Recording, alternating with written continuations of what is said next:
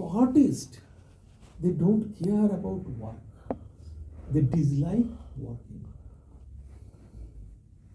You cannot give any responsibility to any artist. It will be a mess. So, but they like playing music. They can paint whole night a picture. They don't care. They don't care eating, drinking, nothing. They like that. Then what is the next? Vijnana, intellectual level. The scientist. The scientist, they don't care again. See, the Annamaya characteristics is not there. The Pranamaya characteristics is not there. If you tell some scientist that, come and we can just move our home from this to this place, he said, sorry, I cannot. Don't walk. Then he will say, can you please compose a poem for me? They cannot. But they can research day and night in their laboratory.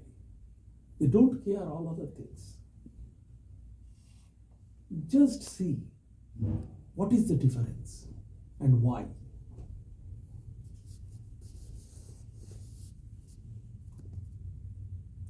We can see distinct difference of human character, behavior, personality. And the personality is one's having is completely different from the other. Their preference, their tendencies, their mode of emotion, completely different from the others. What is the mechanism? What happens? The mechanism is this. The people, it is a litmus test. The people whose consciousness is connected with the Annamaya kosha, you can find them, their tendency, their inclination, eating, drinking, merrymaking, fun, period.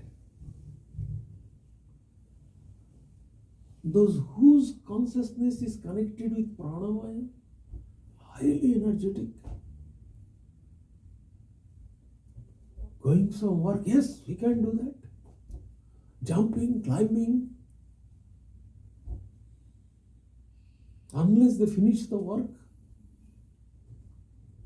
they do not go, do not eat. They don't care about eating, their dress, they are nothing else. They are working.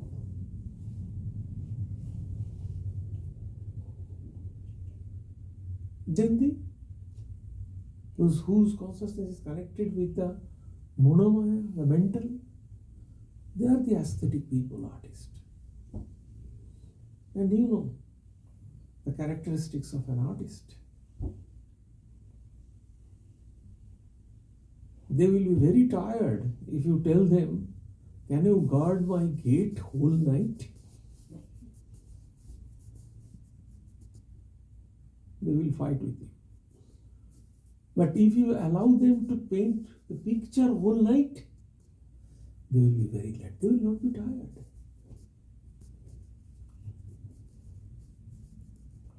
So this is extremely important characteristics. So what we have to do? What is the positive side of it? Transformation of consciousness. This is the goal of our spiritual life. Transformation of consciousness. We know that with which seeds we are connected. And obviously, the first three seeds are fluctuates. It is not that one is connected and connected. The first three seeds, they fluctuate.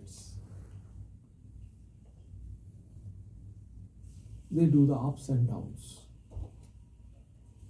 They control us. Yes. So the transformation of consciousness, what does it mean? It means consciousness, permanent. We cannot transform it, Consciousness is permanent. But the transformation of consciousness means we have to switch over our consciousness from one seed to another. And the highest one is Anandamaya Kosha. So this is the goal of spirituality. It covers us.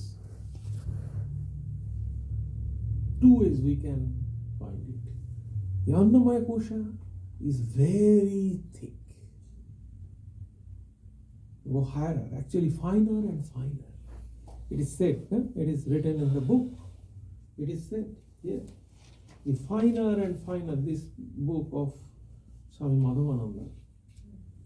Here it is said in the footnote. In the footnote, it is said, in the analysis, that from the Annamaya to Anandamaya, the seeds are gradually finer and finer. So through the more and more finer seeds, the light will come out. And obviously, as a result, our character, behavior, personality, everything changes.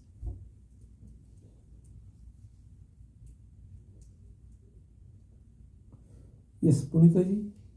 Swamiji, what determines which kosha is predominant is last? Is it our vasanas from Purva Janma? Because we don't choose it, right? It just... You see, when we are born, the 5 seeds are there. Okay? So definitely the influence of samskaras are there. No doubt about that. So an individual, how many influences there? There are 4 influences in our life. Environmental influence, our samskaras influence. These 2 are most important. And then our gene factor, parents' influence, all these are there. But these 2 are non-physical, the influence of samskaras. And definitely there is work influence is there, the fruits of work, karma phala, that influence is also there. So obviously, the more vasana is there, so we can easily understand, no? If we have more vasana in our previous life, it is very clear, say, with which seeds we will be connected. Clear, very clear.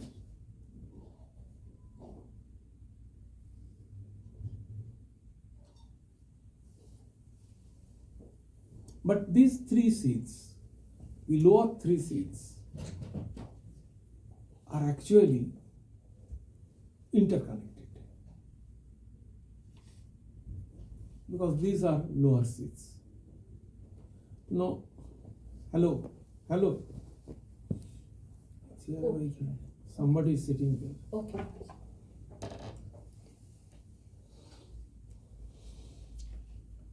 So, this is the meaning of this particular verse.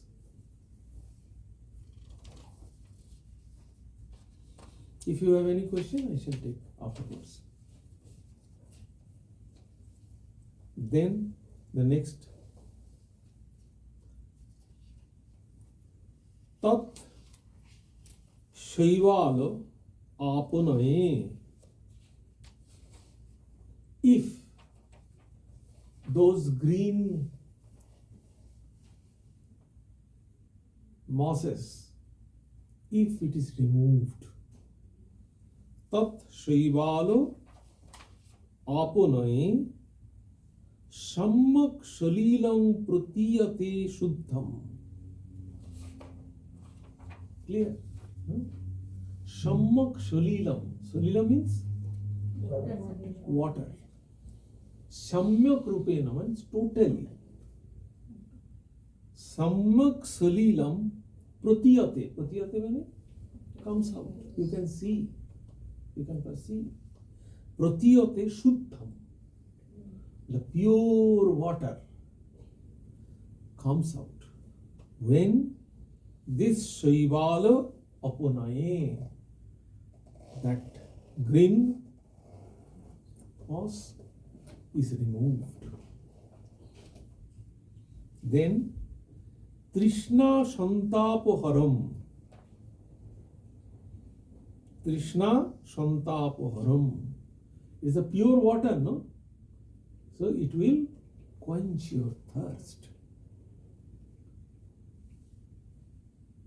Trishna Shantapoharam Shaddha Sukha Pradam Param Punshaha. Shaddha means immediate. Sukha Pradam. Sukha means containment. Containment. Immediate containment. If you not only it will quench your thirst, but if you drink it, immediately it will give you containment. And then Pungsha Parang Pritiyate. And then they will enjoy. They will become elated, happy, and which is clearly perceivable.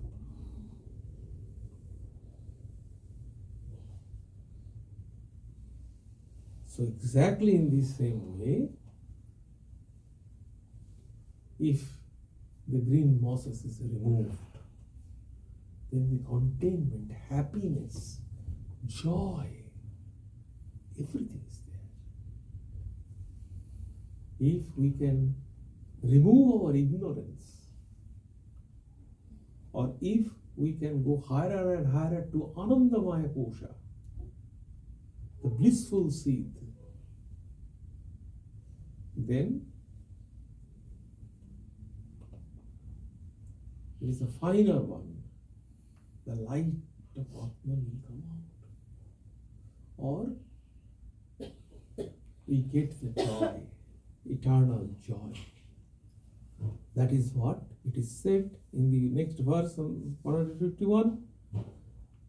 Pancha namopi koshanam apavade. Apavade means removed. Pancha nama opi koshanama apavade. Apavade means, if it is, apavad means allegation. So here allegation means if you can criticize them and make them down. By which? By what? By what you can criticize them? Knowledge. Huh? By knowledge, sir? By Viveka Buddhi. Yeah, knowledge. By discriminative knowledge. In the verse it is said, see, in Viveka Buddhi, by the discriminative knowledge, what is, can anybody remember what is the definition of Shama is given in Viveka Chudamani? Putting the elements back. No, that is Dhamma. What is Shama?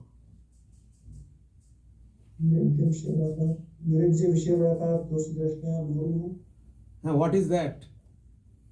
Explain it. In English, you are reading the Sanskrit. Yeah. What is that? The thought of the sense objects, looking into their defects. Yes, that means criticize them. We always criticize when two friends meet together, they criticize the third friend. It is obvious. So criticize the worldly things. What is the criticism for worldly things? Defects. Huh? Loudly. Defects. What is the defects? Unreal. Unreal. That is the definition of Shama. Shama means criticize the worldly things as unreal. That is called Shama. So here it is also said, Apavade means bring allegation, criticize them by your Viveka buddhi, by discriminative power. And then Vibhatayam Shuddha. That means lighted. Vibha means light. Shuddha means pure. So Vibha, the pure, just like the pure water comes out, exactly in the same way, the pure thing, pure light will come. Nityanandai Karasa.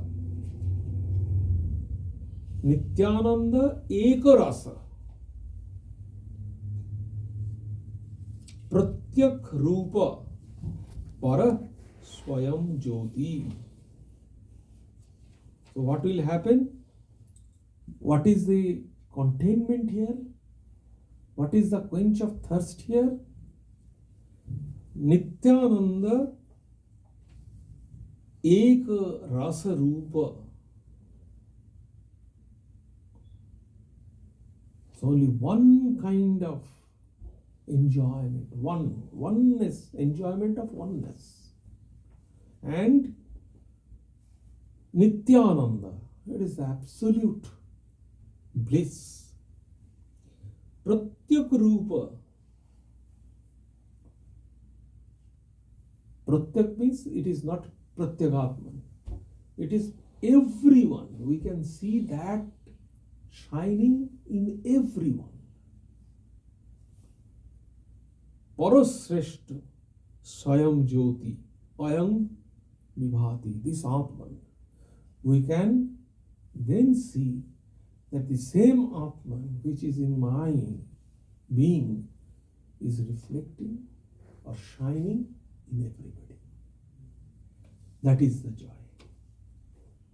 That joy we shall have. That is what it is saying. On the removal of the sage, that is the third one, named the Panchakosha. When the 5 seeds have been eliminated means discriminated as being other than the self. The self of man appears pure, of essence of everlasting and unalloyed bliss, indwelling, supreme and self-effulgent. Indwelling means dwelling within in the heart and of all. That we can see at that point.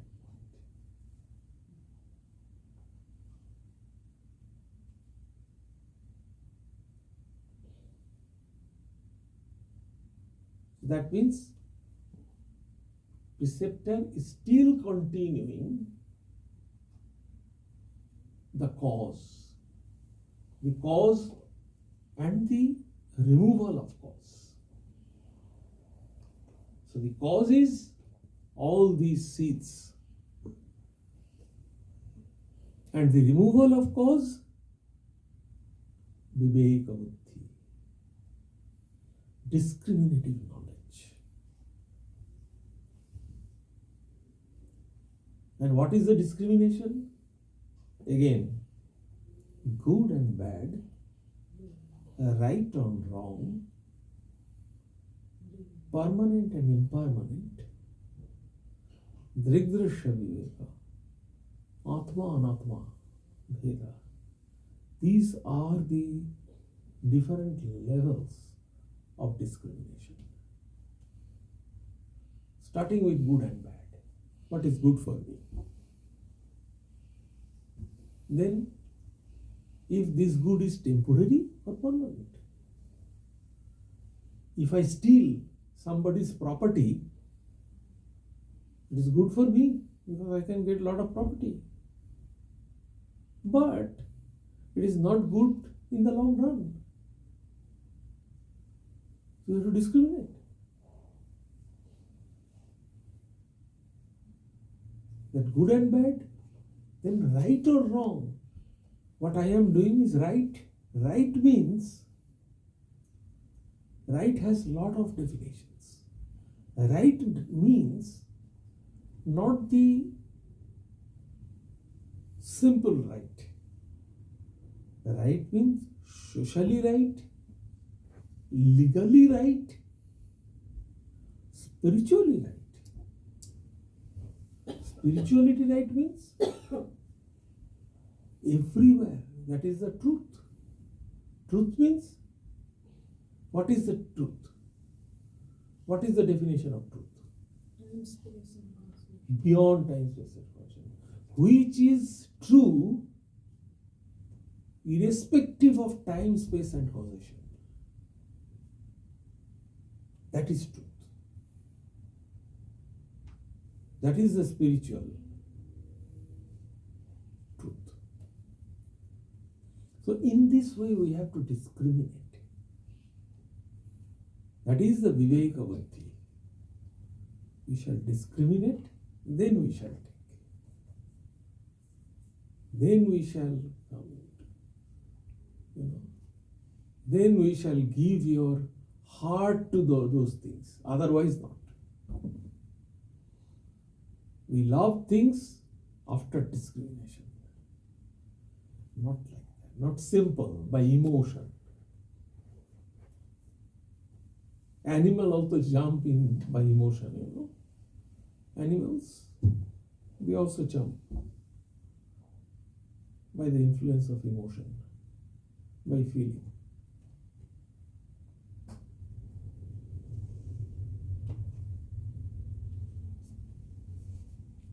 So, this is. Then verse number 22. Atma Viveka Kartabhya Bandha Muktoe Vidusha. Vidusha means those who are rational people, those who are discriminative people, they are called Vidusha. So, bandha muktaye. So, this is a bondage, If we cannot permanently enjoy, that is the bondage. We want, but we cannot. This is also very important and significant thing to understand. What is the problem? What is our problem? The problem of life is the conflict between being and non-being. We want to be healthy throughout our life. Can we? We want to live throughout our life. Can we? We want to be rich. Can we? So everything we want, but we cannot. So there is an obstacle. There is some kind of thing which cannot allow us to attain that one. So this conflict, being and non-being. The positive is being, and which is negative is non-being. So yes and no. The conflict between this. And this is life. If you don't have this conflict, you are not considered as a living person. Only living person has this kind of conflict. So this is the conflict, and that is the bandhana. That is bondage. Bondage is this. Bondage doesn't mean that somebody is tying you with a pole. It is not the bondage. The bondage is what we are trying to do, we are unable to do. That is bondage.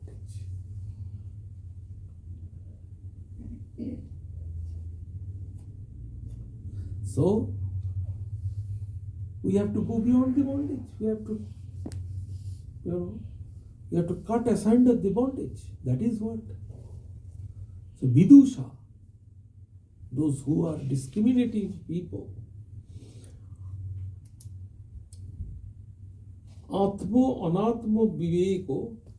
So Atmo Anatmo Viveko, the discrimination between Atman and Anatman. Kartavya Bandhu Miktu Vidisha. That is Kartavya. That is the real thing. Why? Bandhu Muktai. And Vidusha, they are doing this. Atma Anatma discrimination. They discriminate between Atman and Anatman. And what is the characteristics of Atman? Eternity, permanency, permanent joyful, self-effulgent, truth. Irrespective of time, space and causation, they are present. That is the characteristics. Discriminate with others. Discriminate with anything with that. That is the Viveka, Vidusha. The intelligent people, they do that. Tenaiva anandi bhavati swam vijnaya satchidanandam. Teno eva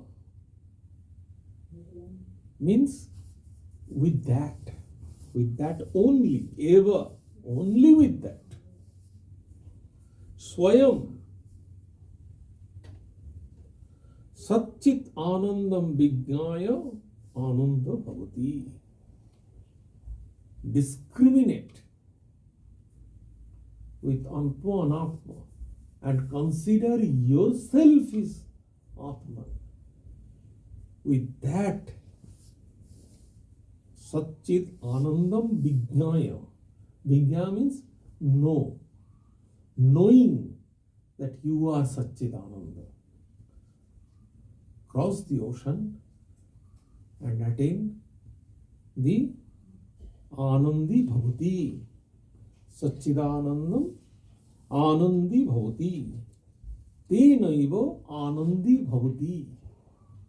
Become that Ananda. Considering you are the Atman.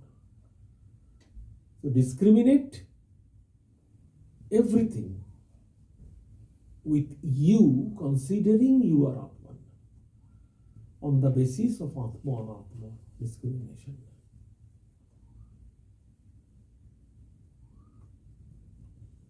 So if we can do that, just imagine, I just refer the conflict between being and non-being. Consider you are being. you are Atman. Now you can find, and if you discriminate with others, you can find lot of things you can work on. Lot of things you can work on. Especially, that is the fundamental theory of Swami Vivekananda. Especially what he emphasized again and again: courage, strength.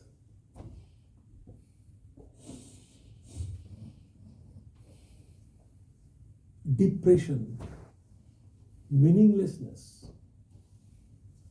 everything will go. If you consider and compare or discriminate everything, by take it for sure that you are Atman.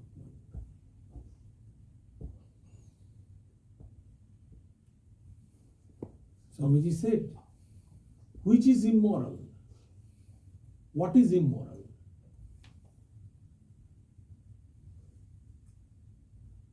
Which takes you far from the concept of moral. That is immoral. The work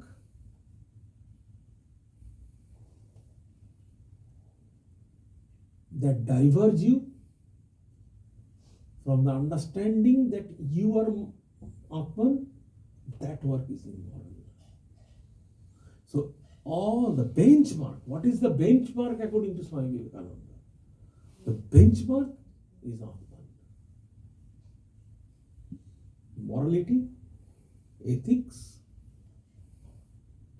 everything. The benchmark is Atman. You are that. Which is not helping to reveal that concept to you, that is bad work.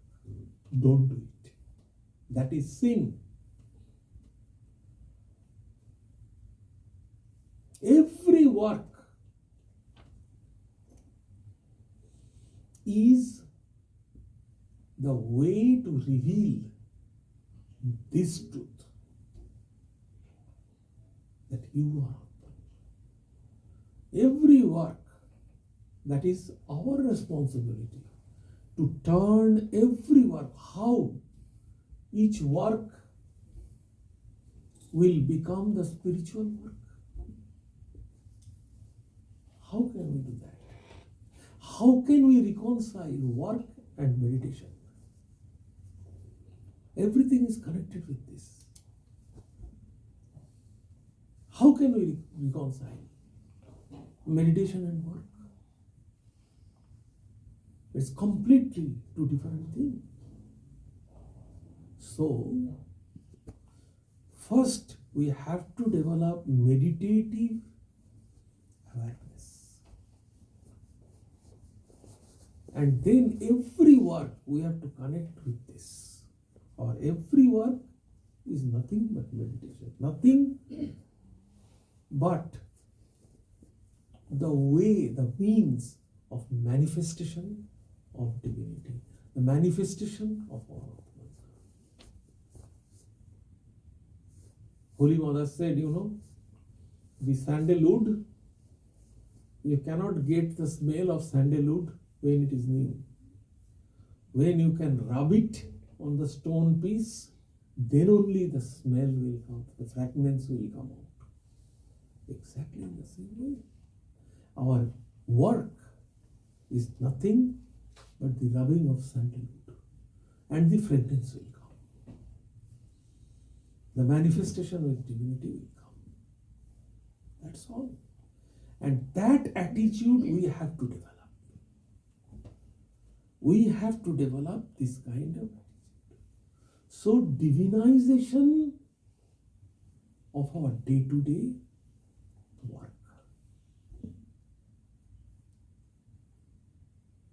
That is the goal of life. Divinization of day-to-day life. We came in the temple and sit and say, no. we have to maintain a meditative state of mind throughout the day.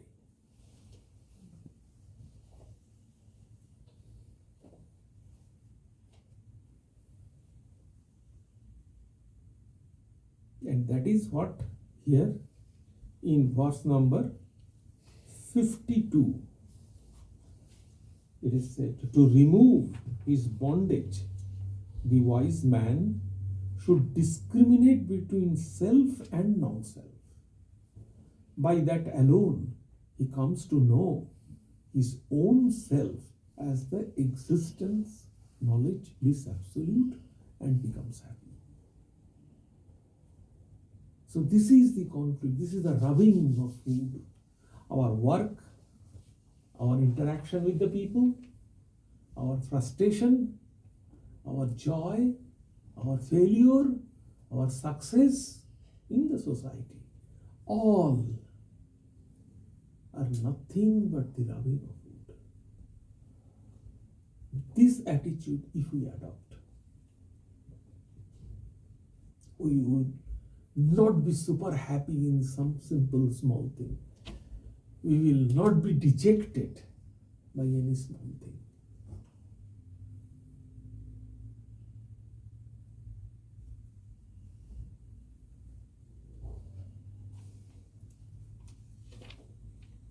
Then 53. Shall we go to 53 or any question from online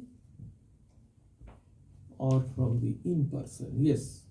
So Swami, you mentioned work is important, but there's the right work versus the wrong work, and that's the concept of dharma, right action. And you mentioned earlier, like people have different talents, like the artist. Wait, slow, go slow. That is the point of dharma. Okay? Yeah, right. So what is dharma? Right action. Right action. So from where, what is the benchmark? There must be a benchmark, no? How can you evaluate that your work is right or wrong? So definitely there must be a benchmark that this is the right work. So considering this benchmark, I shall evaluate my work whether it is right or wrong. That means, wait, go slow. It is not so simple. It is not so simple. So that means your concept of dharma is a kind of relative. No, dharma is not relative. Dharma is permanent, one. Yeah, so that was my question is, earlier you mentioned, people have different talents, like the artist or the scientist or the energetic person. So I was just wondering if you could shed some insight into how we know what's for example, you mentioned stealing something from other people may help you, but it may not help everyone. It may not help the larger group of people. So can you reflect on how we develop that intuition to know what is the right work at the right time? What is your nature? How can you know that? If you cannot understand in which level you are, ask anybody which is closer, near and dear to you. They can easily tell you that what level you are connected. Just ask anybody. But can you please tell me with which level I am connected? They will close their eyes and they will tell you that you are connected with this level. Anybody. This is not for you, for everybody, for all of us. Immediately our next person or our known person will tell that whether you are party-going people, we are connected with Annamaya or Pranamaya or Monomaya or whatever. Right. Yeah, you mentioned it's not an easy topic. That's why I asked the question. Yeah, that's fine. But please know, when we utter the word dharma, we have to be very careful because, scripture, each word is very significant. And we have to understand that. Otherwise, we will just, roam in the darkness where we are. So everything should be very crystal clear.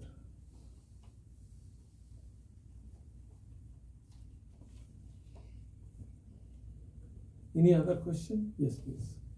Sorry, first let me apologize. Sorry, I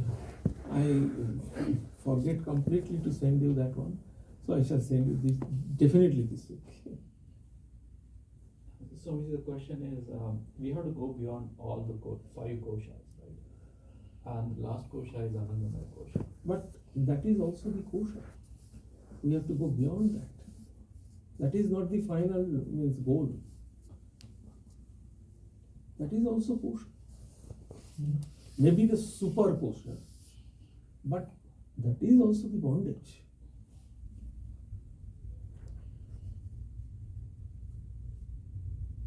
This comes in the Swami Prasannatmananda's book that we are reading. It says that at one point you will be in that Anandamaya kosha, you have to go beyond it. Yes, that is what I also said that. No, both these things are related, right? Or they are different. Definitely related.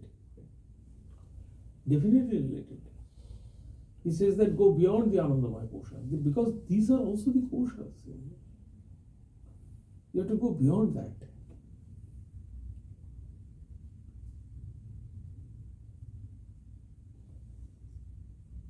Any question from online?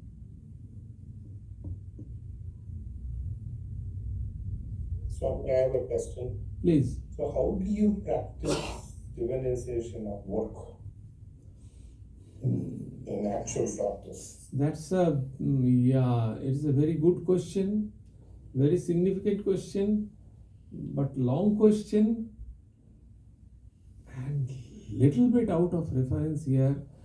So yes, this is a question. Any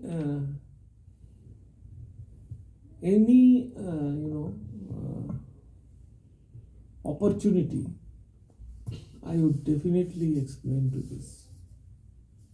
Maybe in one Sunday lecture, Sunday morning lecture, I shall explain it.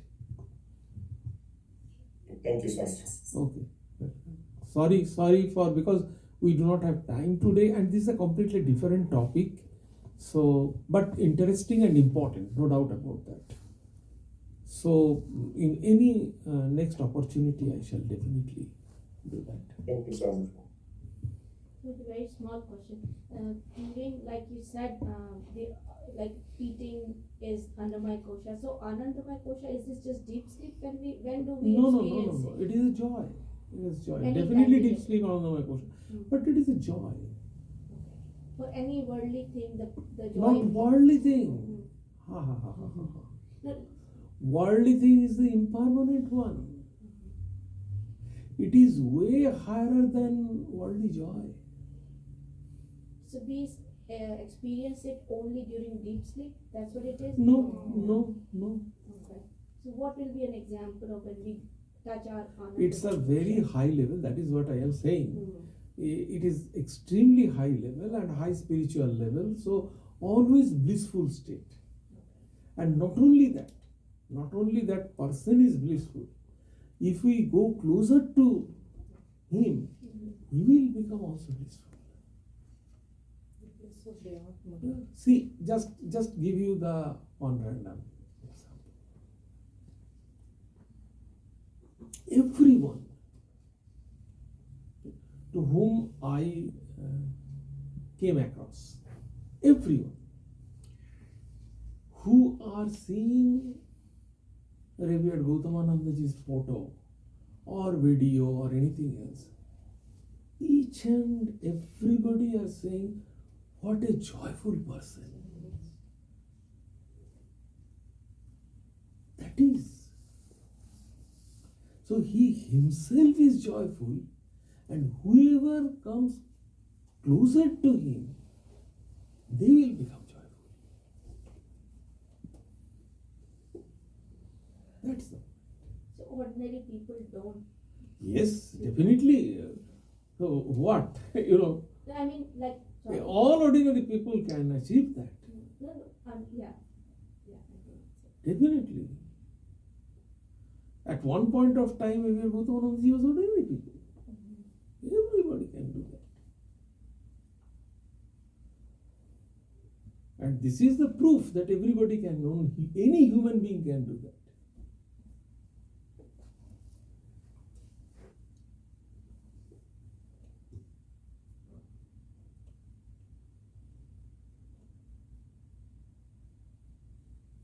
So, any question?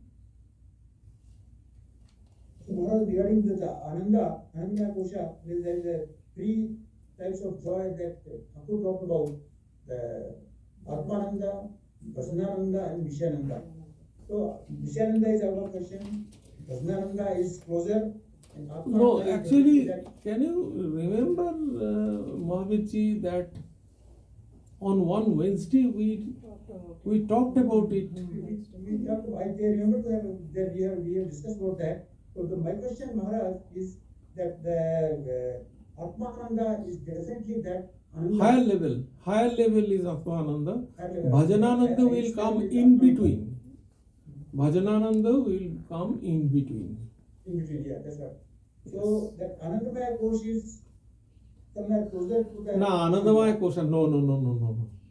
Oh, Anandamaya Kosha. Okay, Anandamaya Kosha you are talking about. Anandamaya Kosha is closer to the Atmananda. Isn't it? Yes, you are right.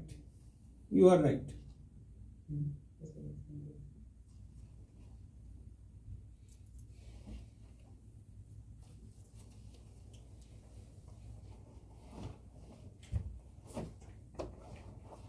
Anything? Okay. Thank you. Om Shanti Shanti Shanti Hari Om. So I think few announcements. Prasannaji, do you have few announcements? Yes, Maharaj. One announcement is next Sunday we don't have any class because Saturday is the Kali Puja. So we request you all, please come here for Kali Puja with family, friends and acquaintances. From 10 p.m. we will have the Kali Puja and it will continue up to 1 p.m. and then Prasad. In 1 a.m. or- Yes, 1 a.m. And then there will be Prasad. So 1:30 probably. That is number one. Number two, the academic program. So please come to our academic program. It is November 15th in Berkeley, First Presbyterian Church. The speakers are, the keynote address will be given by Professor Ruth Harris from Oxford University. She wrote a book also on psychology. Then, so Professor Robert Goldman, who translated Valmiki Ramayana, UC Berkeley, very famous professor. He will interact with Professor Ruth Harris, and then obviously Professor Munish Farooqi, head of the Department of South Asian Studies, UC Berkeley. He will introduce the event. Then there will be Professor Dipesh Chakraborty from Chicago University. Very famous, well-known professor. He will be there. He will address, and then there will be a panel discussion. Professor Rita Sharma from Graduate Theological Union, he also compiled one book on Swamiji. And then Chris Chappell from Loyola Marymount School, he will be in the panel, and the panel will be moderated by Obrak Luther, who is the Sanskrit professor of UC Berkeley. So this is the panel. It will be on November 15th. So I request you all, with your family, friends and acquaintances, at 3 p.m. It will be from 3 to 6 p.m. So I request you all attend this program. And then there will be Thanksgiving spiritual retreat on Thursday, Thanksgiving, on Bhagavad Gita. We have not yet selected the chapter. Soon we shall publish the flyer. We have not selected the chapter because every year we do one chapter. So which chapter we have not yet decided, but soon we shall publish that flyer.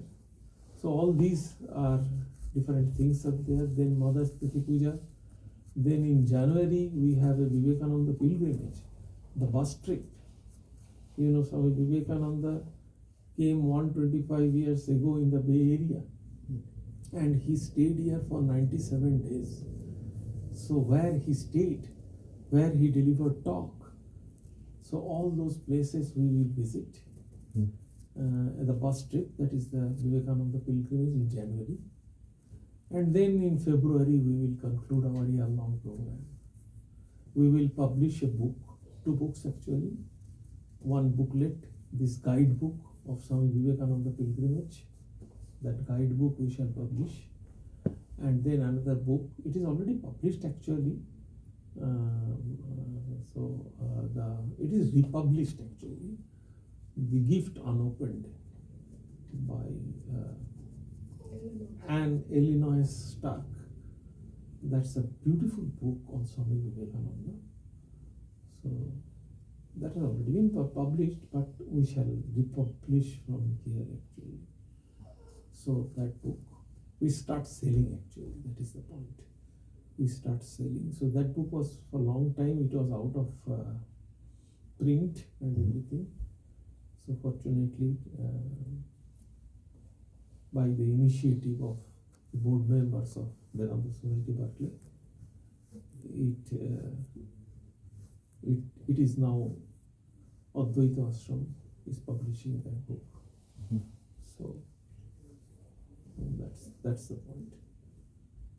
I request you all to participate with your family, friends and acquaintances to all our events. And Prasad will be given here in the Turiyananda Hall. I request you all to participate. Thank you very much. Yes. I just wanted to wish everyone happy Diwali. Oh, happy Diwali. Maharaj, for the bus trip, pilgrimage trip, there will be tickets.